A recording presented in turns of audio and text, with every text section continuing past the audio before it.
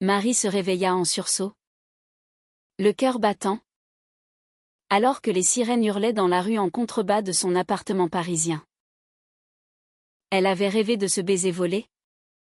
Ce moment où les lèvres de Sophie avaient effleuré les siennes, déclenchant une tempête qu'elle n'avait pas anticipée. Mais ce n'était pas un rêve, la réalité la frappa comme un coup de poignard quand elle vit le message sur son téléphone. De sa mère, ton père est à l'hôpital. C'est ta faute. Marie s'assit sur le bord du lit, les mains tremblantes. Comment en était-elle arrivée là? Il y a à peine 6 mois. Sa vie était tracée comme une ligne droite sur une carte de Paris, études en droit à la Sorbonne. Un fiancé respectable nommé Julien, issu d'une famille bourgeoise du 16e arrondissement, et des parents fiers de leur fille unique qui respectaient les traditions. Mais Sophie avait tout bouleversé. Sophie. Cette artiste peintre rencontrée par hasard dans un café du Marais, avec ses cheveux blonds en cascade et son regard qui semblait percer les âmes. Ce jour-là, Marie était entrée dans le café pour échapper à une averse soudaine. Elle commanda un espresso, s'installa à une table près de la fenêtre, et observa les passants se hâter sous leur parapluie. Sophie était là, esquissant des croquis sur un carnet, ses doigts tachés de peinture. Leurs regards se croisèrent, et Sophie sourit. Un sourire qui illumina la pièce grise. Vous avez l'air d'une muse sortie d'un tableau de Monet, dit Sophie en s'approchant. Marie rougit. Balbutia une réponse. Et avant qu'elle ne s'en rende compte, elle discutait de tout, de l'art, de la vie. De ces moments où l'on sent que le monde pourrait être différent. Ce fut le début. Des rencontres fortuites devinrent des rendez-vous secrets. Sophie, à 28 ans, vivait librement sa sexualité, assumant son identité lesbienne sans peur, ayant déjà affronté le rejet de sa propre famille provinciale. Marie, à 25 ans, était prisonnière des attentes, sa mère, catholique pratiquante, rêvait d'un mariage en blanc à Notre-Dame, son père, avocat conservateur, voyait en Julien le gendre idéal pour perpétuer la lignée. Tu es notre fierté? Marie lui répétait-il souvent. Mais avec Sophie, Marie découvrait une partie d'elle-même qu'elle avait enfouie, des désirs qu'elle n'osait nommer. Des émotions qui la faisaient vibrer comme jamais. Pourtant, le conflit intérieur la rongeait. Chaque soir, rentrant chez elle, elle se regardait dans le miroir, se demandant si elle était folle. Julien l'aimait. Ou du moins le croyait-il, il planifiait leur avenir avec précision. Un appartement à Saint-Germain-des-Prés. Des enfants dans quelques années. Marie hochait la tête, souriait. Mais intérieurement, elle hurlait. Sophie. Elle ne demandait rien. Juste d'être honnête avec soi-même. La vie est trop courte pour les mensonges, lui avait-elle dit un soir. Sous les lumières du pont des Arts. La tension monta quand Marie annula un dîner avec Julien pour voir Sophie. Ils se disputèrent pour la première fois. Qu'est-ce qui t'arrive? Marie? Tu es distante, accusa-t-il. Elle prétexta le stress des examens. Mais le mensonge pesait comme un plomb. Le lendemain, Sophie l'invita à son atelier. Un loft délabré dans le 11e arrondissement. Rempli de toiles vibrantes. Là, entourée de couleurs et de chaos créatifs, elles parlèrent des heures. Sophie raconta son coming out à 20 ans. Le silence de ses parents. La solitude qui avait suivi. Mais j'ai choisi la liberté, conclut-elle. Marie. Les larmes aux yeux. Avoua ses doutes, je ne sais pas si j'en ai la force. C'est alors que Sophie se pencha. Et leurs lèvres se touchèrent. Un baiser doux. Hésitant. Mais qui alluma un feu en Marie. Elle recula. Paniquée, je ne peux pas. J'ai Julien. Sophie ne la retint pas. Mais ses yeux disaient tout, tu le peux. Si tu le veux. Marie rentra chez elle en courant. Le cœur en miettes. Cette nuit-là, elle ne dormit pas. Tourmentée par la culpabilité. Était-ce une trahison? Ou le début de la vérité? Les jours suivants furent un tourbillon. Marie évita Sophie. Se concentra sur Julien. Accepta même sa demande en mariage lors d'un dîner familial. Les parents applaudirent. Le champagne coula. Mais au fond d'elle, un vide grandissait. Elle repensait à Sophie. À ce baiser qui avait révélé son vrai moi. Puis vint le message fatidique, Sophie lui envoya une peinture. Un portrait d'elle deux. Avec une note, choisis-toi. Marie craqua. La contacta. Et elles se revirent. Cette fois. Pas de baiser. Juste des mots, Marie avoua son amour naissant. Mais aussi sa peur. Sophie écouta. Patiente. Mais ferme, l'amour n'est pas une cage. La pression familiale s'intensifia. La mère de Marie organisa les essayages de robes. Parla de la liste des invités. Tu seras si belle, dit-elle. Marie acquiesçait. Mais intérieurement, elle étouffait. Un soir, après une dispute avec Julien sur des détails triviaux, elle s'enfuit chez Sophie. Là, pour la première fois, elle se sentit vivante. Elles passèrent la nuit à parler, à rire, à pleurer. Au matin, Marie rentra. Mais le doute l'assaillait, pouvait-elle tout abandonner? Soudain, le téléphone sonna, c'était sa mère. Hystérique. Ton père a eu une crise cardiaque. Il a vu tes messages avec cette femme. Marie blêmit. Comment avait-il su? Elle avait été imprudente. Laissé son téléphone ouvert. Le scandale éclatait. À l'hôpital. Son père, pâle sur son lit, la regarda avec déception. Que as-tu fait? Ma fille. Marie s'effondra. La culpabilité la submergeant. Était-ce le prix de son awakening?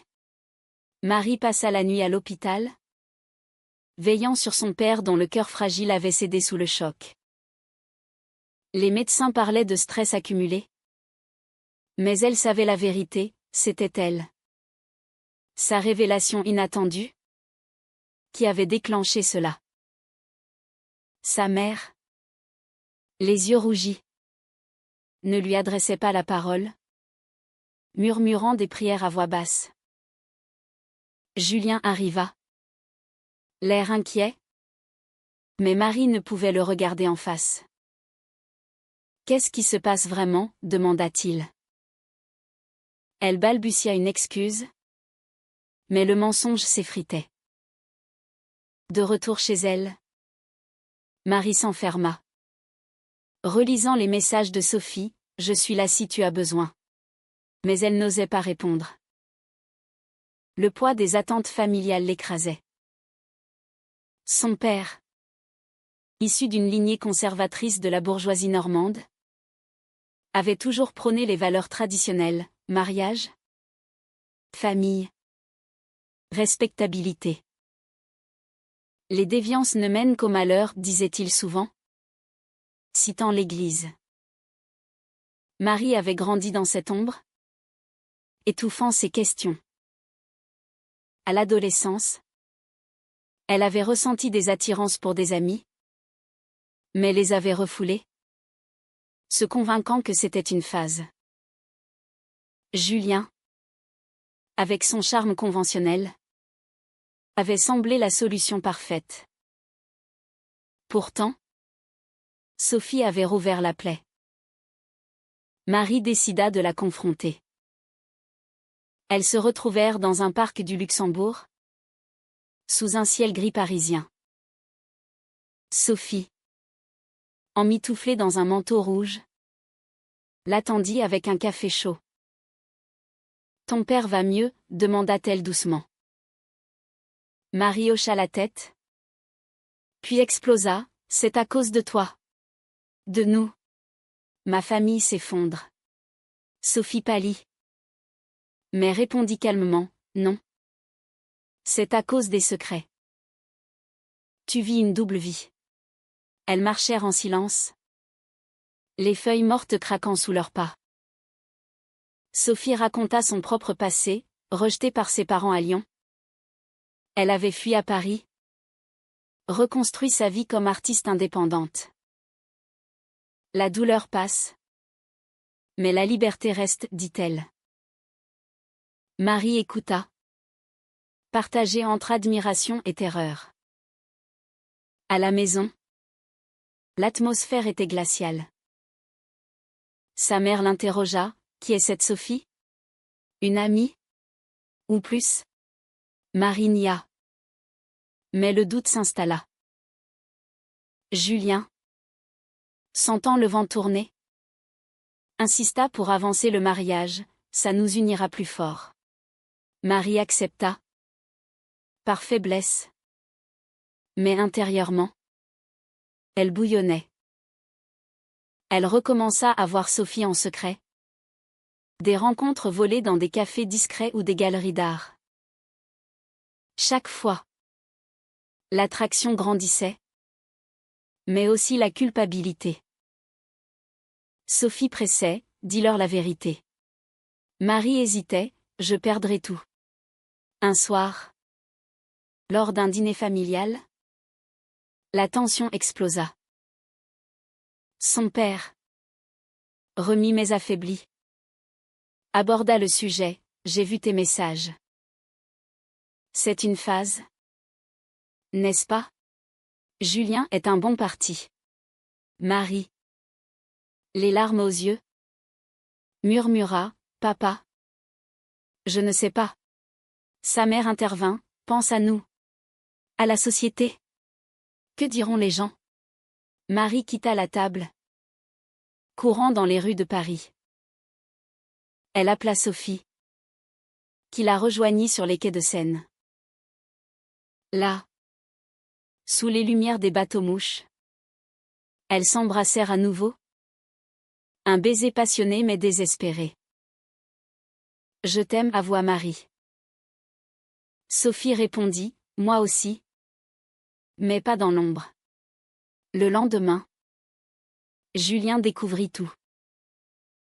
En fouillant son téléphone par jalousie, il trouva les photos, les messages. Il la confronta dans leur appartement partagé. « C'est vrai?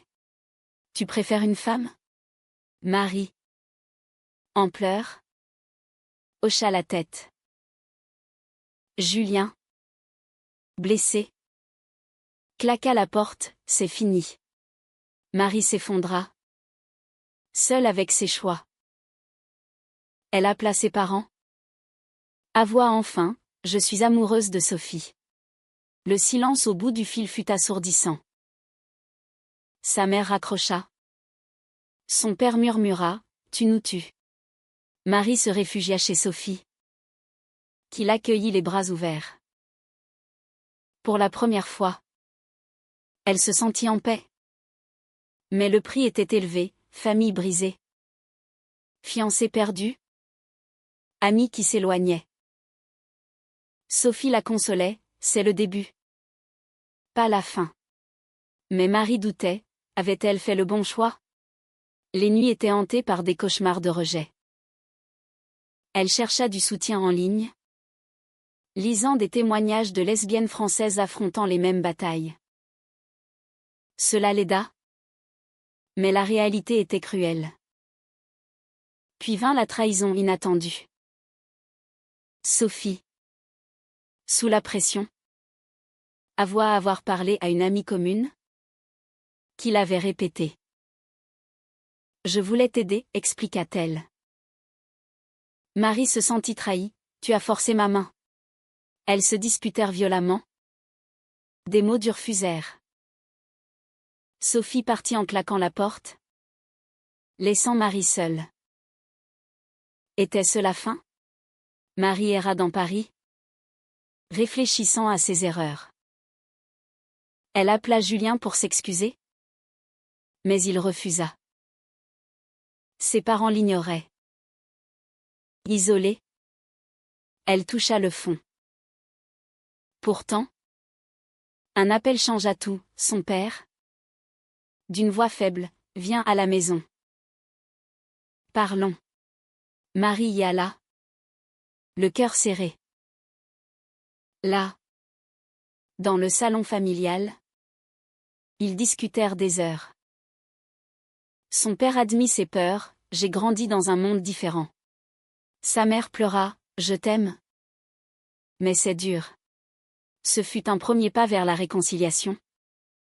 Fragile mais réel. Marie rentra. Contacta Sophie, pardonne-moi. Elles se réconcilièrent. Mais la confiance était ébranlée. Les semaines suivantes furent un fragile équilibre. Marie et Sophie reprirent leur relation. Plus prudentes. Se voyant dans l'atelier de Sophie où les toiles témoignaient de leur amour naissant. Marie cherchait un emploi, ayant abandonné ses études sous le stress. Elle trouva un poste de serveuse dans un bistrot du Marais, un quartier accueillant pour la communauté LGBT. Là, elle rencontra d'autres femmes comme elle, partageant des histoires de coming out et de résilience. Cela la fortifia. Mais les ombres persistaient. Sa famille tentait de recoller les morceaux. Des dîners tendus où son père évitait le sujet. Sa mère posait des questions voilées, et cet ami? Marie répondait évasivement. Mais le mensonge pesait. Julien, de son côté, avait tourné la page, vu avec une nouvelle compagne. Marie le croisa par hasard au marché. Un échange poli mais douloureux. Je te souhaite le bonheur, dit-il. Elle hocha la tête. Mais intérieurement, la culpabilité la rongeait. Avait-elle détruit sa vie pour rien? Sophie, sentant la distance, proposa un week-end à la campagne, en Normandie, chez une amie. Elles prirent le train, main dans la main, ignorant les regards curieux. Là, dans une maisonnette au bord de la mer, elles parlèrent ouvertement. Sophie avoua ses peurs, j'ai peur que tu regrettes. Marie la rassura, non. C'est toi que je veux. Elles marchèrent sur la plage, les vagues effaçant leurs pas. Symbole de renouveau. Mais au retour, la réalité frappa, un appel de la mère de Marie. Paniquée, ton père rechute. Il ne supporte pas cette situation. Marie rentra précipitamment. À l'hôpital, son père la regarda, je veux que tu sois heureuse. Mais pas comme ça. Des mots qui la transpercèrent. Elle pleura, papa. C'est qui je suis. Il soupira, la société ne l'accepte pas. Marie argumenta, les temps changent. Mais le fossé était profond. Sa mère, influencée par le prêtre de la paroisse, parlait d'exorcisme, de péché. Marie quitta l'hôpital en rage, se réfugiant chez Sophie. Ils ne comprendront jamais, dit-elle. Sophie la serra, donne-leur du temps. La pression sociale s'intensifia. Au travail, des collègues murmuraient. Un client fit une remarque homophobe. Marie riposta. Mais cela la blessa. Elle rejoignit un groupe de soutien LGBT à Paris, où elle partagea son histoire. Les témoignages l'inspirèrent. Une femme avait perdu sa famille mais gagné une nouvelle vie. Le choix est dur, mais libérateur, dit l'animatrice. Marie rentra motivée. Mais une surprise l'attendait, Sophie avait reçu une lettre anonyme. Menaçante, laisse Marie tranquille. Ou on le dira à tous. Était-ce Julien? Ou la famille? Elles enquêtèrent discrètement. Sophie confronta une amie. Qui nia. Marie suspecta sa mère, mais n'osa pas demander. La paranoïa grandit, érodant leur relation.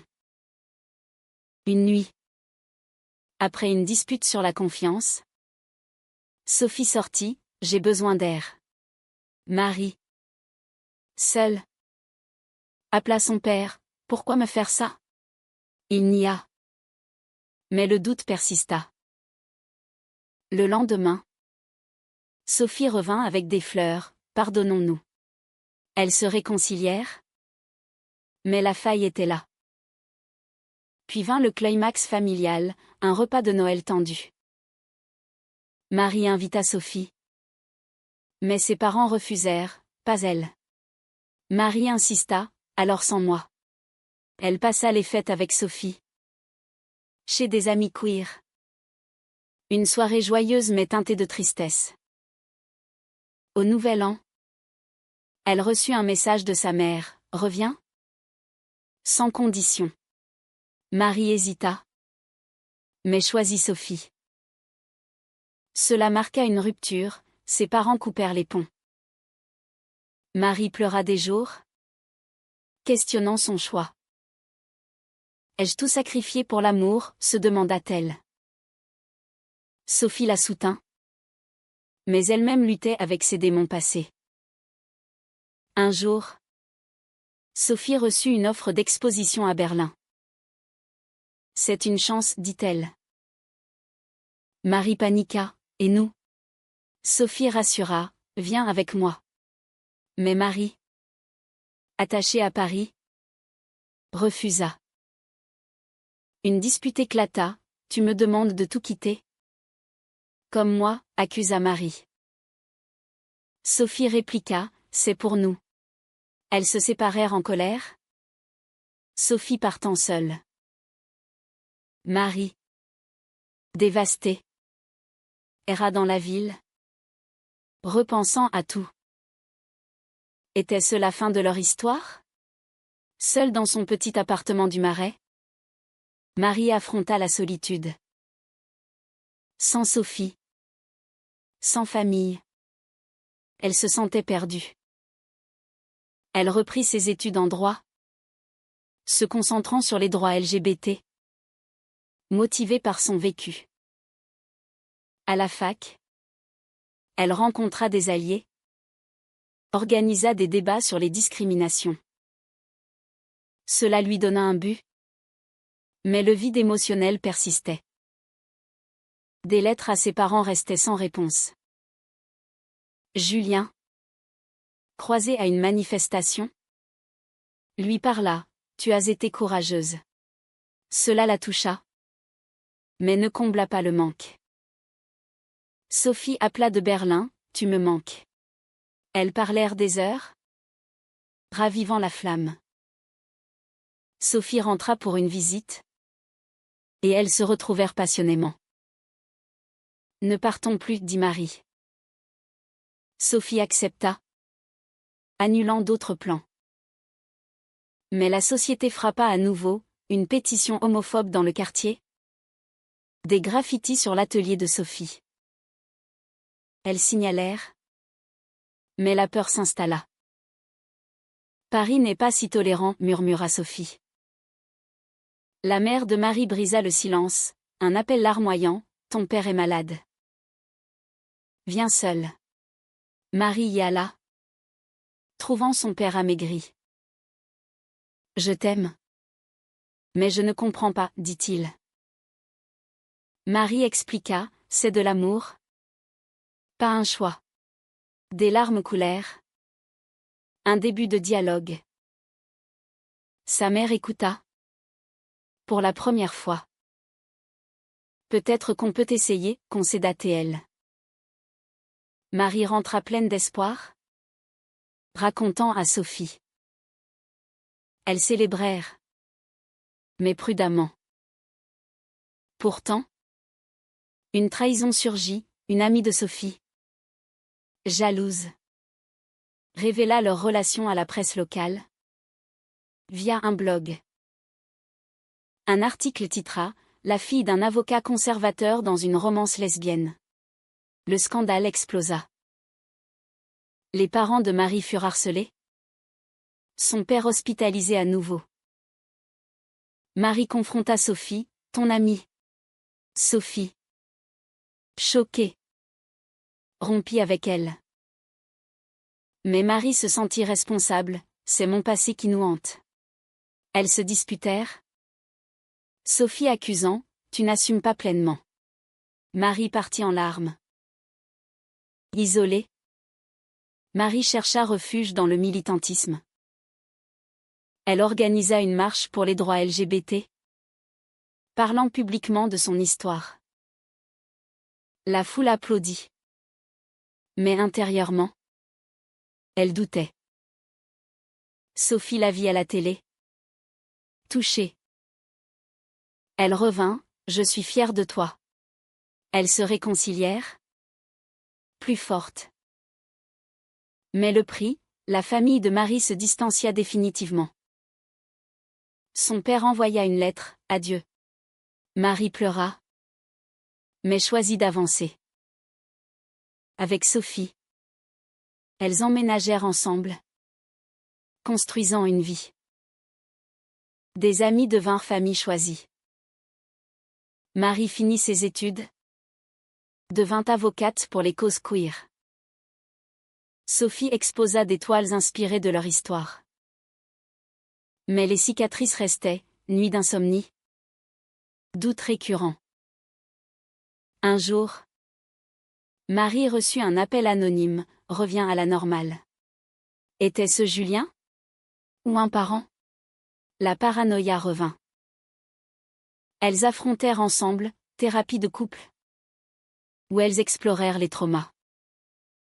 L'amour demande des sacrifices, dit la thérapeute. Marie acquiesça. Mais se demanda si c'était trop. Sophie, sentant cela, proposa, si c'est trop dur. Pars. Marie refusa, non. C'est nous. Leur lien se renforça. Mais un twist surgit, la mère de Marie apparut à leur porte. En pleurs, j'ai perdu ma fille. Une réconciliation émouvante suivit. Lente mais sincère. Le père, réticent, accepta un café. Les mois passèrent, marqués par des progrès fragiles. Marie et Sophie construisirent une routine, promenade au jardin des Tuileries. Exposition. Dîner avec des amis. La famille de Marie s'ouvrit doucement, des visites sporadiques. Des conversations hésitantes. Son père, affaibli mais curieux, posa des questions sur Sophie. Elle est artiste, demanda-t-il. Marie hocha la tête. Fière. Sa mère cuisina pour elle. Un geste symbolique. Pourtant, les tensions persistaient, des remarques voilées. Des silences lourds.